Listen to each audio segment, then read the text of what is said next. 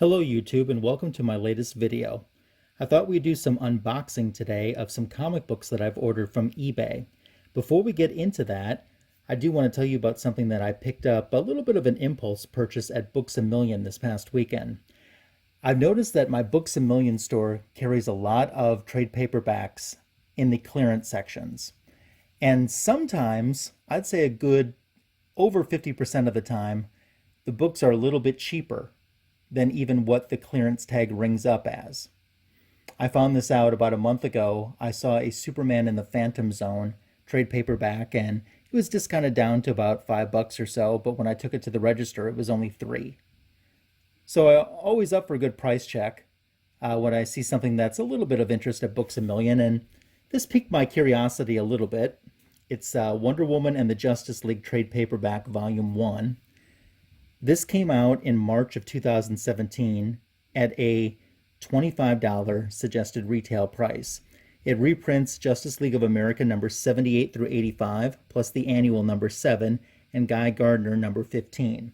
This is a book that I didn't read. I really didn't read a lot of the 90s comics outside of just the Wonder Woman title alone. But at a discounted price, I was pretty intrigued. From what I understand, this is after Superman died. Wonder Woman became the leader of the JLA, and it's a lot of the stories from that time period. You can see the bargain price tag was $7.97, but when I took it up and had them price check it, it rang up for $3, like my Phantom Zone trade paperback did too. Then plus, if you have a membership with them, you save another 10% on top of that. So getting a trade paperback for under $3, that's brand new, not used. There's not even a little black marker dot on the top or on the bottom of it either. You know, just kind of flipping through, which is all I've basically done, I see a lot of Wonder Woman in the book. I've read some reviews that she's not a central character in a lot of the storylines, but still for $3, I think it's going to be a good read someday. It probably won't be a priority read, but eventually that's something I'm going to enjoy, probably maybe on a winter's night or when there's nothing else to read too. So nice little impulse buy. We're going to get into the heart of today's video now, and as I said, we're going to do some unboxing. We got 3 eBay purchases to open up with a total of 4 comics within these 3 purchases. So let's get started.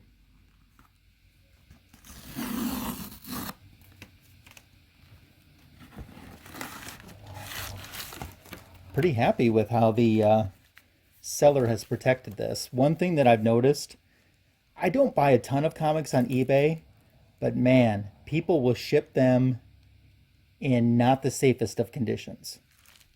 I've gotten the wrong books before. I've gotten books that weren't near the condition that they said that they would be. So, got some cardboard reinforcements. And today, we're pulling out a Wonder Woman comic book. We have Wonder Woman number 110. I see instantly on there, on this bag, it has a $5 price tag, and then below it, I think it says it either says $29 or number 29. I can tell you I paid more than $5 for this. I actually paid more than $29 for it too. But on the Overstreet price guide, these are going pretty high. One thing that I decided when I was a little kid, when it came to my Wonder Woman collection, I wanted to get Wonder Woman number 106 on up. And the reason that I chose number 106 is number 105 is scarce. And I knew that I'd probably never be able to find a number 105 since it was scarce, let alone be able to afford one. So I thought, well, I'll base my collection on 106 on up. About 13, 14 months ago, I was 14 issues away from that goal. And I'd say in the last few months, I've been lucky enough to find some comics and get some great deals on the ones that I needed. And at the time when I bought this on eBay, when the auction was ending, there were only 2 Wonder Woman comic books I needed to complete that goal of 106 on up. And that was number 109 and number 110. So now that I've got a 110 in my hands, it's just 109 to achieve that original goal that I set when I was a child. I can see that the conditions, it's not a high grade. That's okay. Definitely a reader copy too, but even those are getting scarce and harder to find. The comics have gotten so expensive that sometimes I wonder if, I don't want to say I wonder if it's worth it, because this is a goal that I've set. I wonder if the price that I'm paying is worth the enjoyment I get out of it. Maybe that's a better way to say it. I read a Wonder Woman early Silver Age story recently, and it was horrible. But then I will say the other day I read 112, and I actually enjoyed it. So I know the DC stories, just pretty much overall, just in the early Silver Age, aren't the best of stories. I'm going to keep my fingers crossed that this might be a better one, but I'm more excited because that leads me down to just one book, which is so achievable, a number 109, and I will have achieved this goal that I set when I was a kid. So that's pretty exciting. All right. Let's take a look at our next package we're going to open up. There are two books in this package. And I know that this seller was very good with communication with me.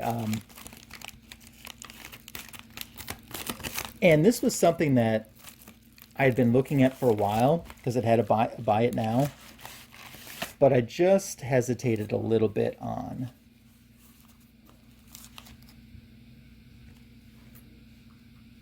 And the reason I hesitated on it was just because the shipping.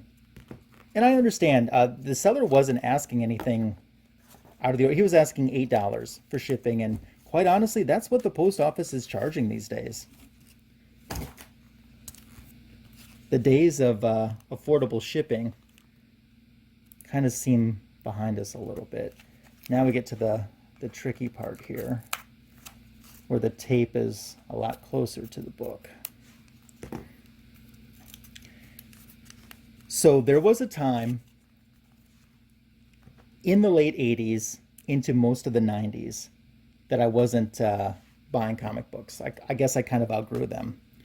But when I got back into them, I wanted to fill in the gaps that I missed, especially in my Wonder Woman collection, because that was the most important part to me. So there were some Volume 2 issues that I didn't have. And now, boy, this seller had these secure, that's for sure. And now with this purchase, I'm right back where I need to be.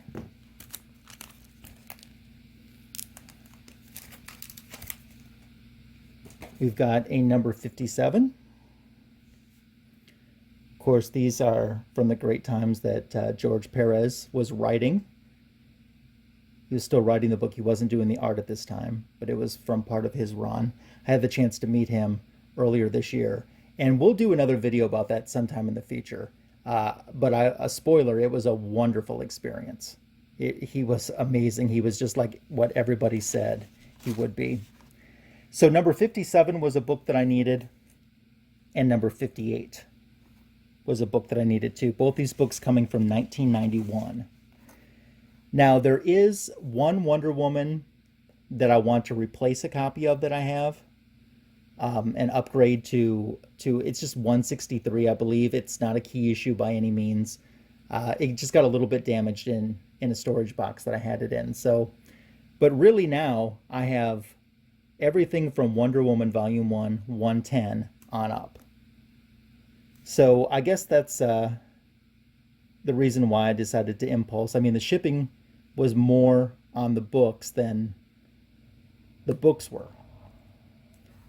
But peace of mind, I'm able to X that out of my CLZ app in my wish list. And that's always a good feeling.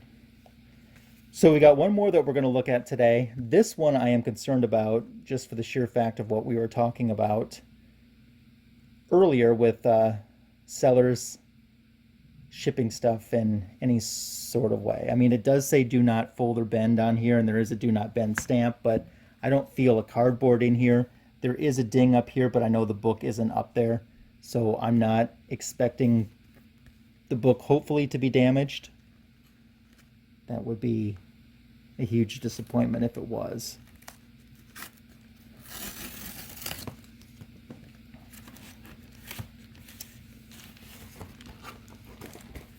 No additional cardboard inside, but we have a Justice League number 69.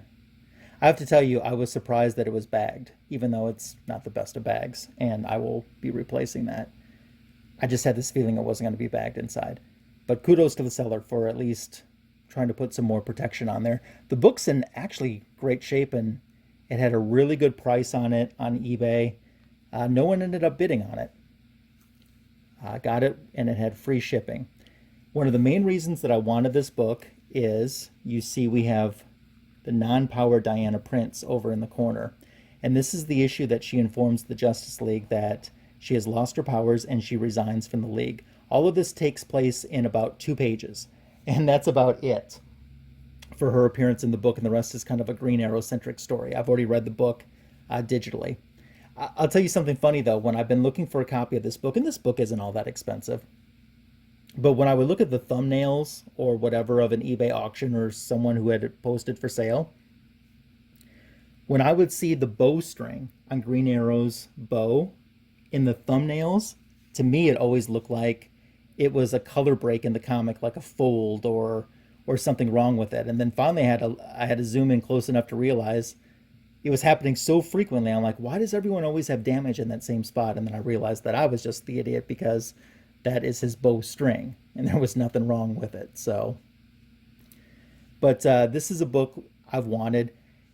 I've seen it at conventions before, but not in this nice of shape. And it was about the same price that I paid and not nearly in as good of shape as this one is. So I'm happy to finally add this to my collection. I was unofficially thinking that this was maybe the only book that I needed to have to complete everything with the Diana Prince non-powered appearances. I did pick up earlier this year The Adventures of Jerry Lee Lewis that she guest starred in. That's a very hard book to find. And I knew I needed this one.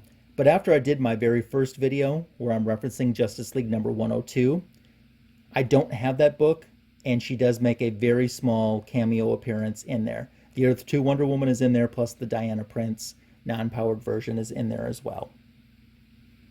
So we'll probably be achieving that book a bigger priority sometime in the future.